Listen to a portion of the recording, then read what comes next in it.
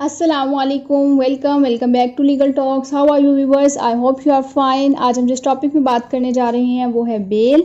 इस टॉपिक को कवर करने के लिए जिन टॉपिक्स को हम देखेंगे, pre arrest bail under section 498, bailable offences और नॉन बेलेबल ऑफेंसेस को देखेंगे। उसके बाद post arrest bail under section 496, 497, instances where bail is mandatory section 496, granting bail in non bailable offences section 497, whether bail can be granted in offences attractive to death penalty or imprisonment for life as punishment section 497, circumstances to be considered where exercising discretion by the court, preventive bail, important feature of protective and preventive bail को भी देखेंगे। Police has a power to grant bail under section 469, ये बहुत ही important है और बहुत सारे लोगों को नहीं पता होता कि पुलिस के पास भी पावर है बेल को ग्रांट करने में। Whether a habitual offender can be released on bail, conditional bail section 497. Whether a prover can in custody can be released on bail section 337 CRPC. Cancellation of bail section 497(5). Anticipatory bail, इसमें हम देखेंगे कि कब anticipatory bail जो है वो grant की जाती है, उसकी क्या कंडीशंस हैं और कब ग्रांट नहीं की जाती, और कब ग्रांट की जाती है जबकि non bailable warrant in force हो। और उसके एंड पे हम देखेंगे bail after conviction under section 426।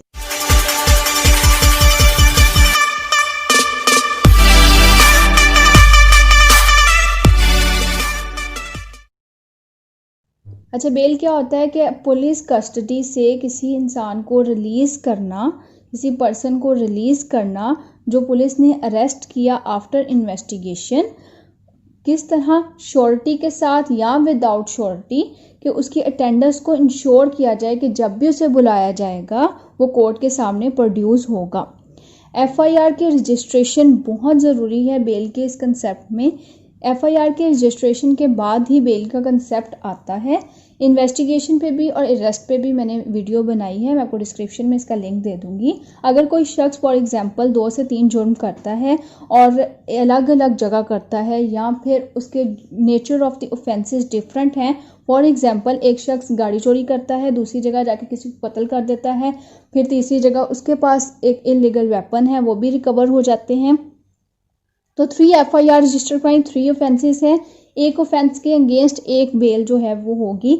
जैसे कि गाड़ी चोरी करने की रजिस्ट्रेशन करवाई तो उस पर बेल ली, तो वो वाली बेल जो है वो दूसरी तरफ नहीं देखी जाएगी, यानी कि वेपन इलीगल अगर उसने रखे हुए हैं और उससे वो बरामद हुए हैं तो वहाँ पे गाड़ी चोरी करने पे जो बेल मिली है वो वहाँ पे उसे अरेस्ट किया जा सकता है।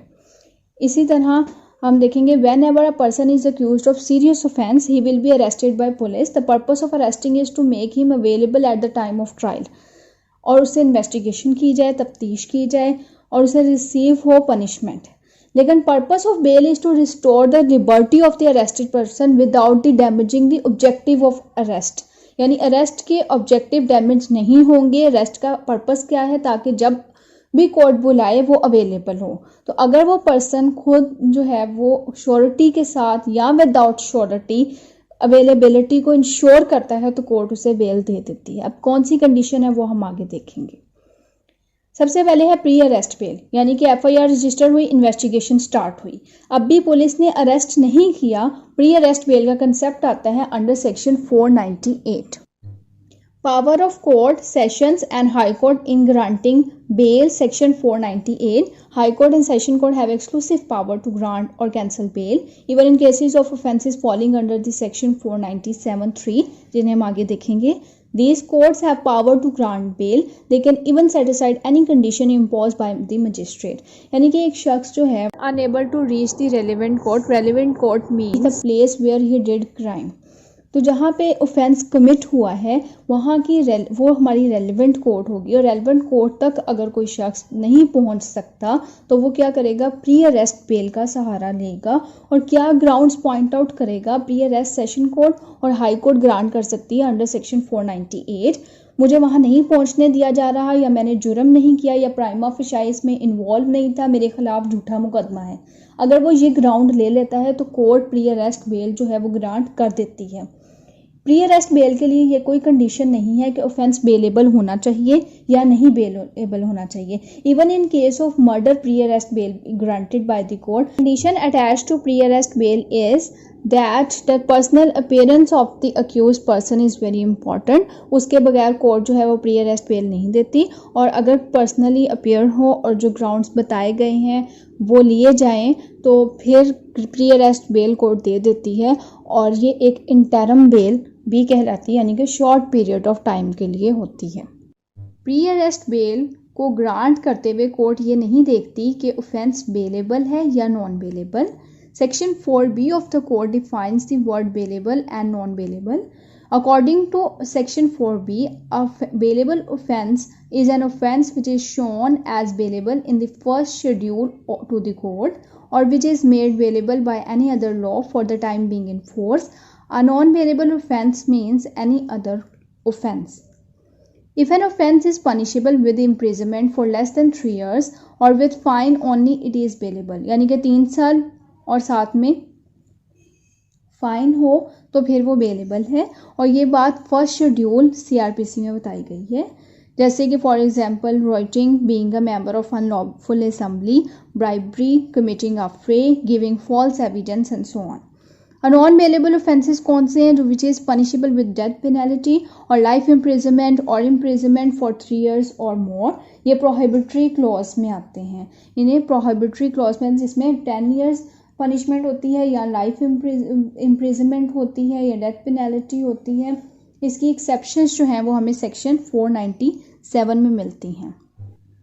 अब हम देखेंगे post arrest bail under section 496, 497 CRPC.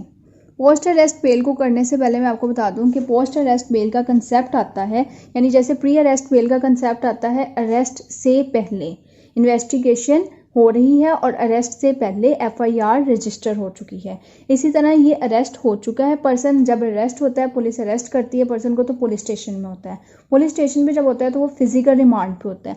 अब जब तक वो फिजिकल रिमांड पे है, फिजिकल रिमांड कंप्लीट नहीं होगा तो तब तक जो है वो पोस्ट अरेस्ट बेल का यानी कि आफ्टर अरेस्ट बेल का कंसेप्ट नहीं आएगा. बेल आपको तब मिलेगी जब पर्सन जो है वो जुडिशल रिमांड पर होगा, या अगर जो है इन्वेस्टिगेशन में डिले है तो फिर आप बेल को ये ग्राउंड लेके बेल ले सकते हैं. Instances where bail is mandatory when the person is not an accused of an non bailable offence, when the investigation is not completed within the prescribed time, if the reasonable ground do not exist for believing the accused guilty of non-bailable offence, when trial before magistrate is not conducted within 60 days after the completion of trial but before the delivery of judgment, when no reasonable ground exists for believing the accused to be guilty, he can be released on bail.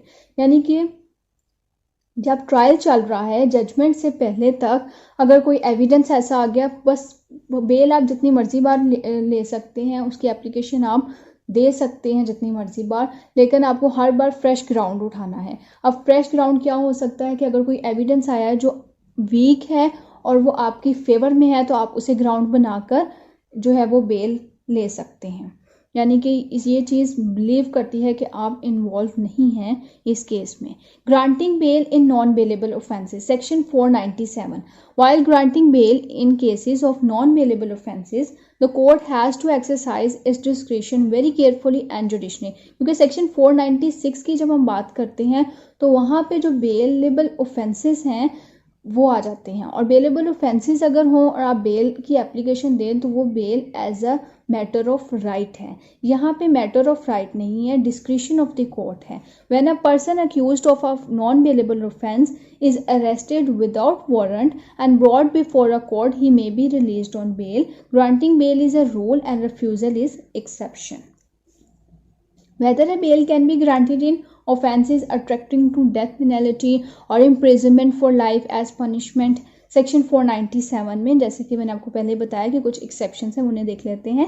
Generally bail is not granted when a person is accused of committing an offense punishable with death penalty, imprisonment for life, but the following categories of person are exempted from this provision. Yani child below the age of 16 years, woman, sick and infirm person. In the above cases, the bail is only granted by the court and police officer is not competent authority.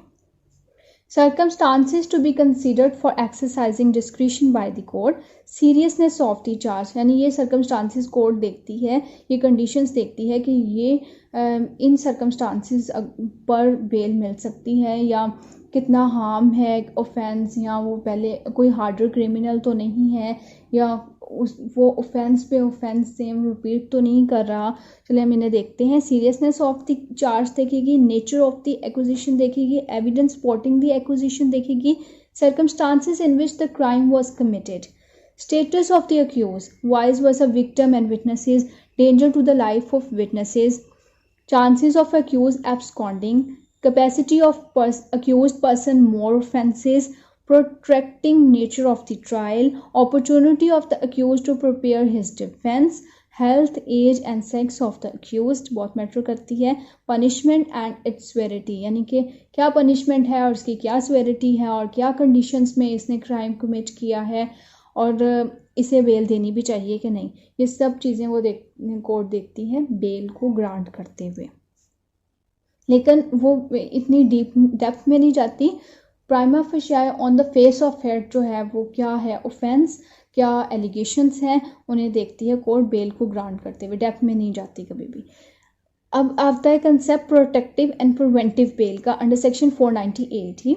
FIR register हुई, investigation अभी start हो रही है, लेकिन protective और preventive bail का concept तब आता है जब ऑफेंस कहीं और कमिट हुआ है. असूलन तो जो लॉ में है ऑफेंस जहाँ पे कमिट हुआ है आपने सेशन कोर्ट और हाई कोर्ट जाना है, जैसे कि मैंने आपको प्री अरेस्ट बेल का पहले बताया सेक्शन 498 में है कि आप हाई कोर्ट को और सेशन कोर्ट को अप्रोच कर सकते हैं और प्री अरेस्ट बेल ले सकते हैं. लेकिन अगर आप प्री अरेस्ट बेल जहाँ पे ऑफेंस कमिट हुआ वहाँ नहीं ले सकते तो प्रोटेक्टिव और प्रिवेंटिव बेल कैटेगरी सिर्फ और सिर्फ हाई कोर्ट दे सकती है.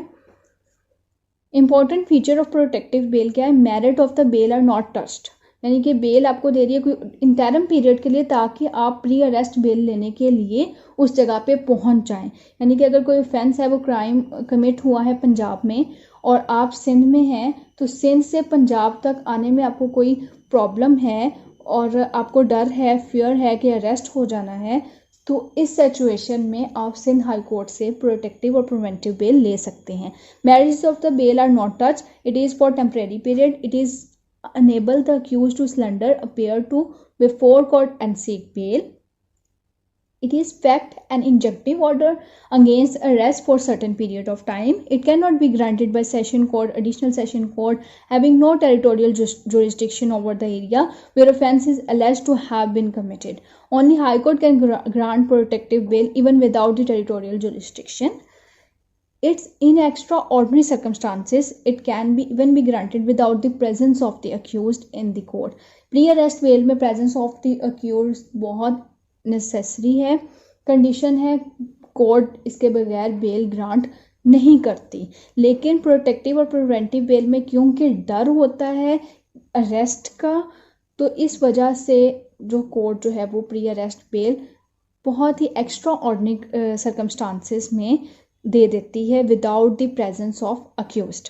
It is the right not a right, it can be even refused. ये रिफ्यूज़ भी की जा सकती है, ये कोई राइट नहीं है. राइट सिर्फ और सिर्फ बेलेबल ऑफेंसेस में अंडर सेक्शन 496 जिसमें as a matter of right bail को डील किया जाएगा और कोर्ट रिफ्यूज़ नहीं कर सकती. और वो सिचुएशंस जिनमें 497 में हमने एक्सेप्शंस देखी जिसमें एग्जम्प्टिव आ जाते हैं, सिक है, वुमेन है, इन्फॉर्म है पर्सन्स, उन्हें बेल दे देती है कोर्ट. लेकिन इसके अलावा हमने जो सर्कमस्टांसेस देखे जो बेल ग्रांट करते हुए कोर्ट देखती है, कोर्ट वो देखती है और उसकी अपनी डिस्क्रिशन होती है, वो केयर और कॉशन के साथ बेल देती है. एंटीसिपेटरी बेल, एंटीसिपेटरी बेल हमने देखना है after conclusion of investigation police under section 169 power to grant the bail. अब पुलिस के पास भी पावर है कि वो बेल को ग्रांट कर सकती है. अगर इन्वेस्टिगेशन की पुलिस ने और if police in charge of the police station consider that the complaint which is registered here in which the arrested person name entered is not true। तो इन्वेस्टिगेशन जब हो जाती है और जब पुलिस देखती है कि जो अरेस्टेड पर्सन है उसकी इन्वॉल्वमेंट नहीं है क्राइम में और सफिशिएंट एविडेंस जो है वो उसके अगेंस्ट नहीं मिला और रेलेवेंट एविडेंस नहीं मिला, तो इस केस में जो पुलिस इंचार्ज है उसके पास पावर है कि वो बेल दे दे विदाउट श्योरिटी और श्योरिटी के साथ, under section 496 CRPC। Whether a habitual offender can be released on bail. Normally, a bail is not granted to habitual offender who committed serious offences, which attract punishment of death, imprisonment of life, 7 years, and he was convicted 2 or more occasions for a non-bailable and cognizable offences।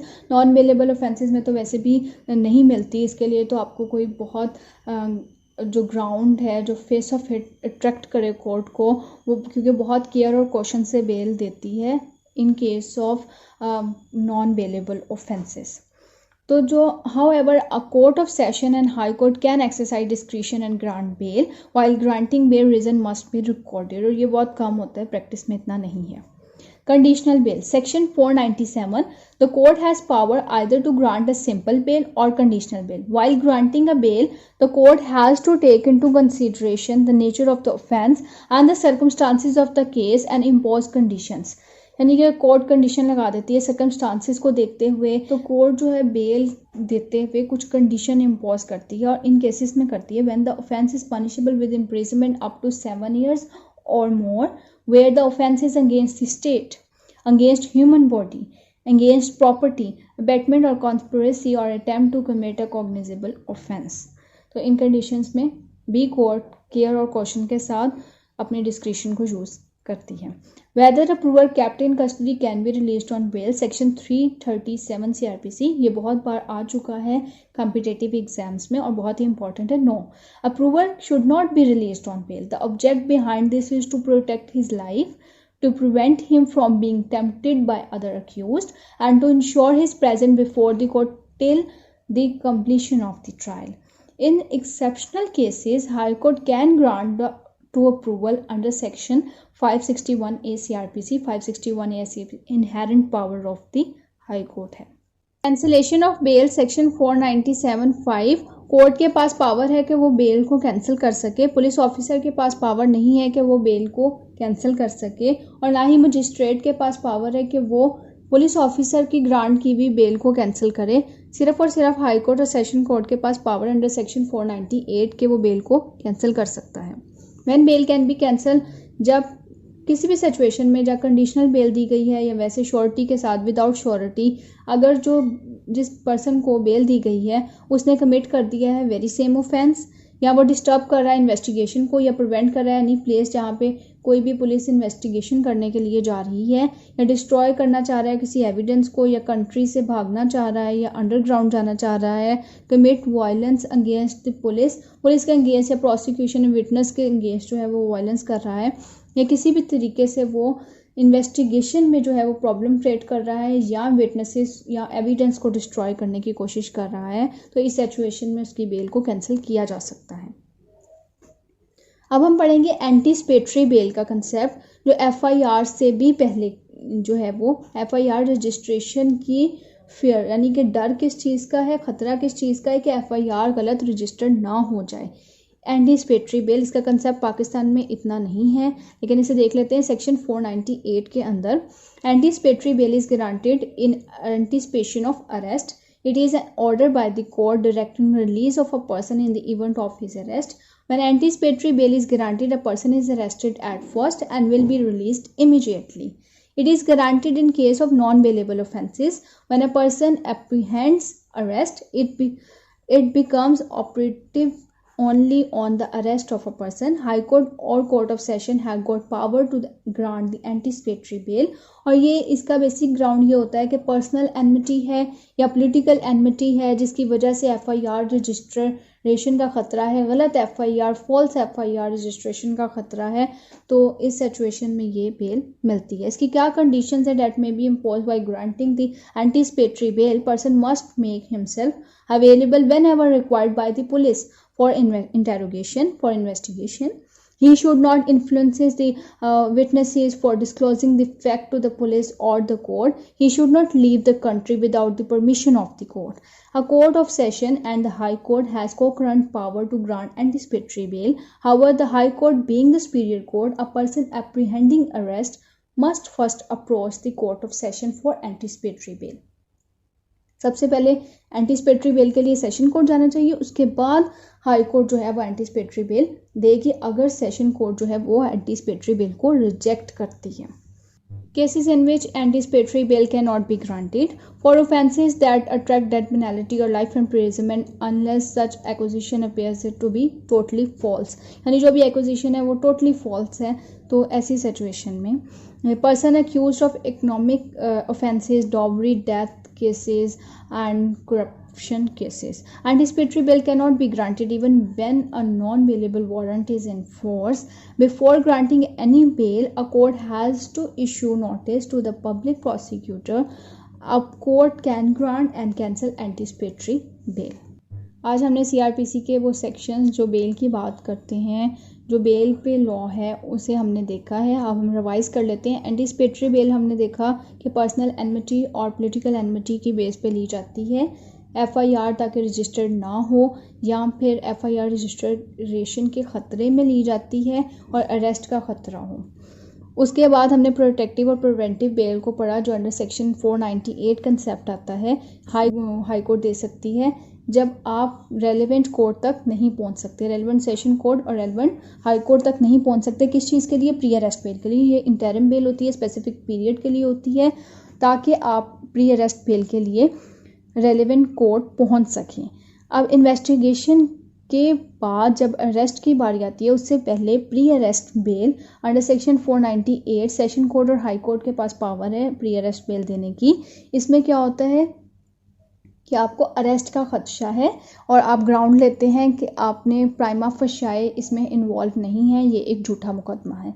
Arrest के बाद क्या होता है कि अगर investigation के दौरान police officer देखे कि इसकी इन्वॉल्वमेंट नहीं है या इसके अगेंस्ट कोई एविडेंस नहीं मिला तो अंडर सेक्शन 169 जो पुलिस भी श्योरिटी और विदाउट श्योरिटी के साथ ग्रांट कर सकती है बेल को. अगर अरेस्ट हो गया है तो हमें फिजिकल रिमांड से जुडिशियल रिमांड तक का वेट करना है. हम फिजिकल रिमांड में बेल ले सकते हैं जब प्रोलॉन्ग हो जाए इन्वेस्टिगेशन, वरना जुडिशियल रिमांड पे बेल पोस्ट अरेस्ट मिल जाती है और ये हमारा as a matter of right deal होता है 496 के अंदर. 497 के अंदर एक्सेप्शंस बताई गई हैं. नॉन बेलेबल ऑफेंसेस में भी बेल कब हो जाती है? क्लियर और क्वेश्चन के साथ डिस्क्रिशन ऑफ द कोर्ट होती है, राइट नहीं होता. उसके बाद कंसेप्ट आता है bail after conviction under section 426 यानी बेल आफ्टर कन्विक्शन. जैसे ही जजमेंट से पहले जब आपका डिसीजन आ जाता है तो आप अप्लाई कर देते हैं अपील के लिए, तो इस दौरान अगर डिले हो जाए तो आप bail after conviction under section 426 जो है उसके लिए एप्लीकेशन दे सकते हैं. उम्मीद है कि आपको ये क्लास क्लियर होगी. अगर आपको क्लास क्लियर है तो लाइक करें, शेयर करें ज़्यादा से ज़्यादा. अगर आपकी कोई क्यूरीज हैं तो कमेंट सेक्शन में मुझे बताएं. मुझे दुआओं में याद रखिएगा. मिलते हैं नेक्स्ट वीडियो में एक नए टॉपिक के साथ. अब तक के लिए अल्लाह हाफिज़.